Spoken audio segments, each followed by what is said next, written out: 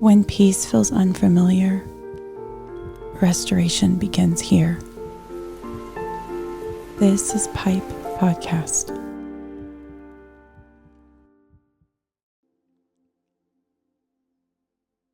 Hey everyone, welcome to P.I.P.E Podcast. I'm Kezia. Today feels less like recording a podcast and more like we're just going to have a conversation.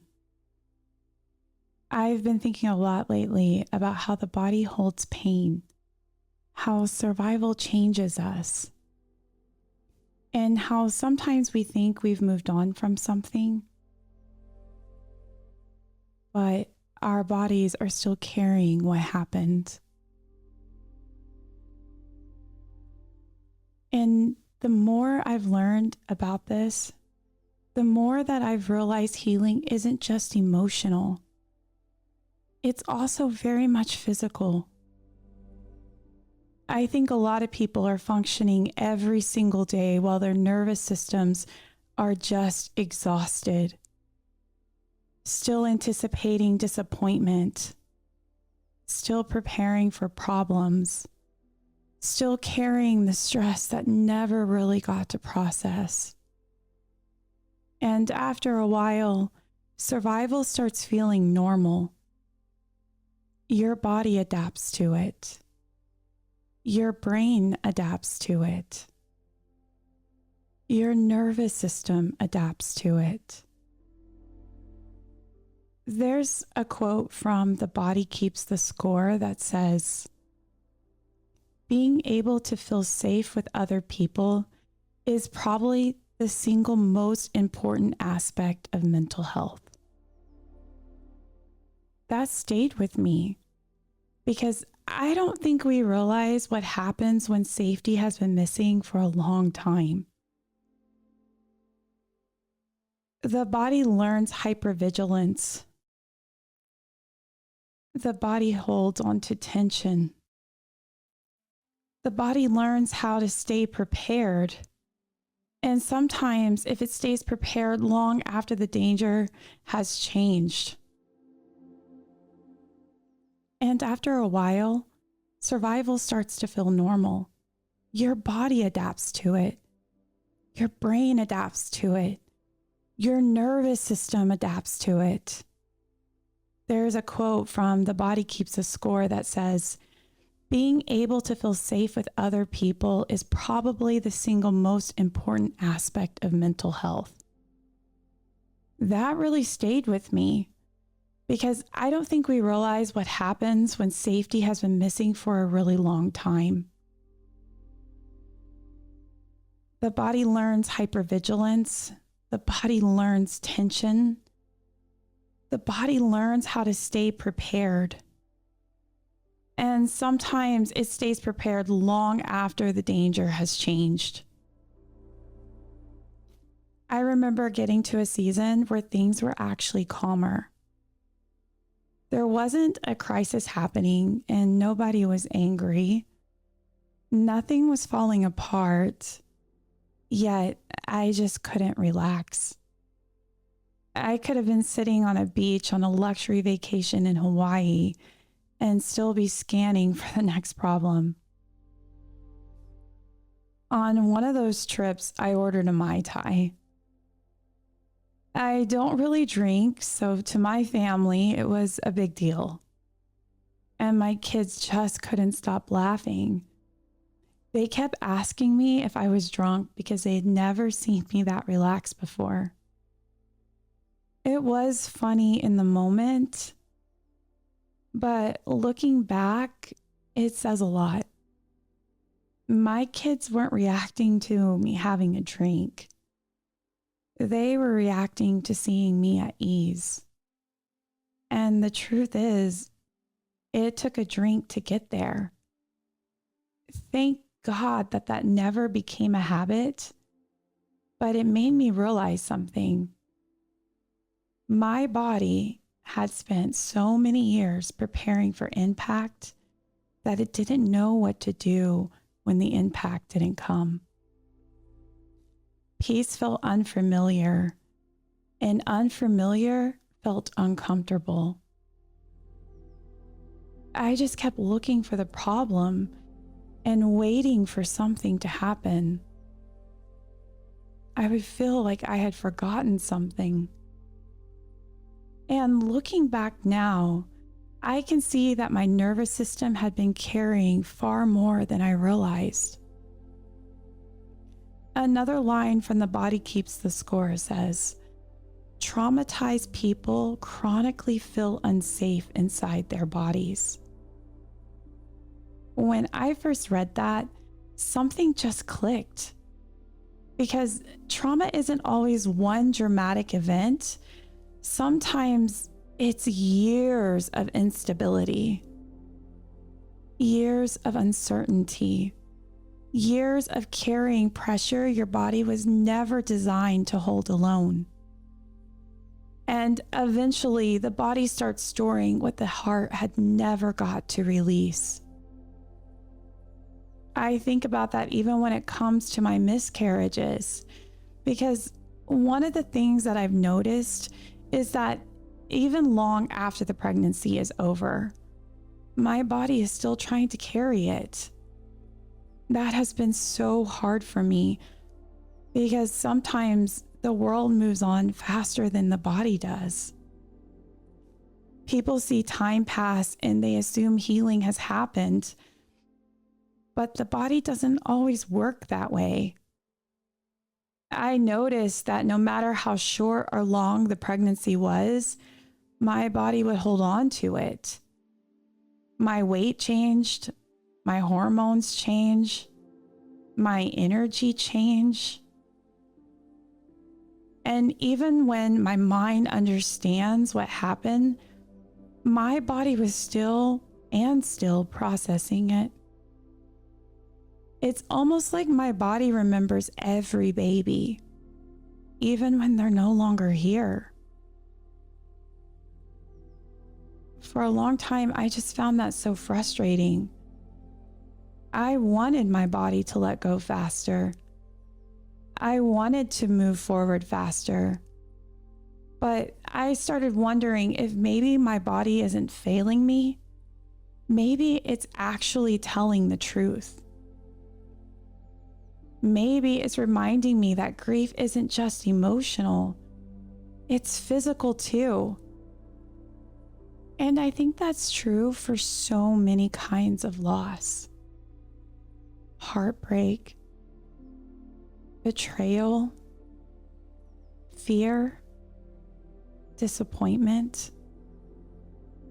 The body carries what the heart experiences. And healing isn't always forcing yourself to move on. Sometimes it's learning how to walk compassionately through what your body is still processing. I was reading some of Dr. Caroline Leaf's work recently, and one of the things she talks about is how our thoughts and experiences shape the brain. Trauma can create pathways centered around fear and survival, but healing can create new pathways too. And that gave me some real hope, because healing isn't pretending nothing has affected you. Healing isn't pretending that you're over it.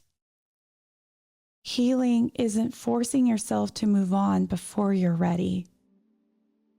Healing is teaching your mind and body that they don't have to stay prepared for pain forever. The brain can heal. The nervous system can settle. And peace can become familiar. And I think awareness is where that process starts. Not shame, not pretending. Awareness. Recognizing what we have normalized, recognizing what we have carried, recognizing the patterns that once protected us may no longer be serving us. I think scripture showed us this process long before neuroscience explained it. I think about Joseph He was betrayed by his brothers, thrown into a pit to die. He was sold into slavery and falsely accused, imprisoned. He was forgotten. If anyone has a reason to become bitter, it would have been Joseph.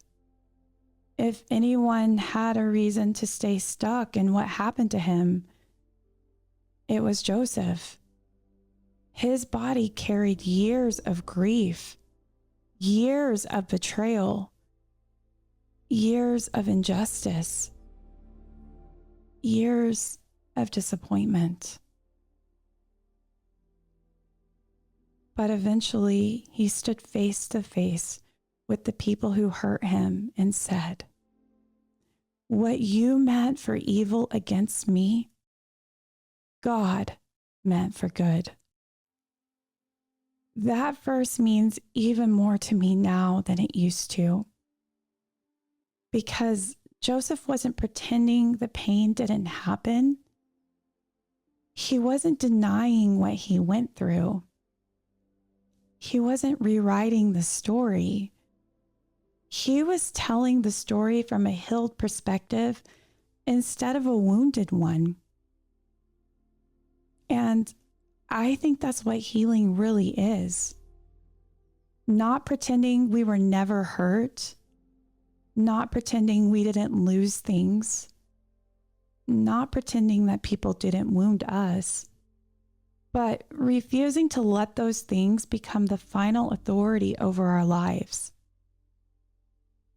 Pain can become our identity, or it can become part of our redemption story. And that matters because healing is generational. Pain gets passed down, but healing does too. Bitterness gets passed down, but healing does too. Shame gets passed down, but healing does too. Fear gets passed down, but healing does too. And when I think about my children, that's what I want for them. I want them to inherit healing, not just survival. I want them to know true joy, and I want them to know how to rest. I want them to know that peace is something that they are allowed to experience. I want them to see what it looks like when someone chooses to do the work of healing instead of carrying their pain forever. The other night, I took my son and his friend to Topgolf. I had worked all day and I still had a ton of editing to do. I even brought my computer because I planned on working while they played. But my son asked me to play. So I closed the computer and I played. We laughed. We competed. And yes, I won every round. But what stayed with me was not winning. It was realizing that for those couple of hours, I was completely present. I wasn't waiting for the next problem. I wasn't carrying tomorrow. I wasn't bracing for impact. And I wasn't mentally somewhere else. I was just there, enjoying my son, enjoying the moment. And maybe that sounds so small, but when you've spent years in survival mode, being present is a really big deal. Joy is such a big deal. Peace becomes a big deal because those moments remind you that healing isn't just something you talk about. It's something that you get to experience. Maybe teaching the body safety again doesn't happen all at once. And maybe it happens in moments. A deep breath, a quiet morning, a really good conversation with a friend, or a night at Topgolf with your son. Little by little, your body starts learning what your heart has been hoping for all along. It finally feels safe enough to live again. Scripture says, "Come to me, all who are weary and burdened, and I will give you rest." I think there are a lot of weary people right now. People carrying years of emotional pain in bodies that were never fully able to get rest. People who have become so good at surviving that they forgot what it feels like to simply be at peace. But I also believe healing is possible. Not overnight, definitely not perfectly, but slowly, little by little, breath by breath, moment by moment. Maybe healing isn't becoming somebody new. Maybe it's teaching your mind and your body they're finally safe enough to become who they were always meant to be. And maybe it starts by listening to what the body has been trying to say all along. We've spent a lot of time talking about survival and about nervous systems, about trauma, and about learning how to feel safe again. And maybe that's where I want to leave us today. Teaching the body safety again is important. Learning how to rest is important. Learning how to stop surviving is so important. But eventually, another question starts showing up. What do you do when survival is no longer your full-time job? Who are you when you're not constantly managing a crisis? Who are you when you're not carrying the weight of what happened yesterday? Who are you when peace starts to feel normal? I've been thinking about that a lot lately because I think healing gets talked about as a destination, but maybe healing is actually just the beginning. Maybe the real question is, how do you build a life after survival? When you do get to learn joy again, purpose again, connection again. How do you become familiar with the version of yourself that isn't constantly bracing for impact? That's what I want to talk about next time. Because I think healing gets talked about as the destination, but maybe healing is actually the beginning. Maybe the real question is, how do you build a life after survival?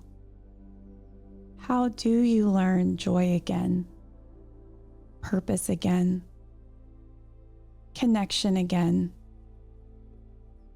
How do you become familiar with the version of yourself that isn't completely bracing for impact? And that's what I want to talk about next time, because I think many of us know how to survive. The harder part is learning how to live. So thank you for sitting with me today. This is P.I.P.E. Plug into positive energy, and I will see you next time. Thank you for sitting with us today, where restoration begins.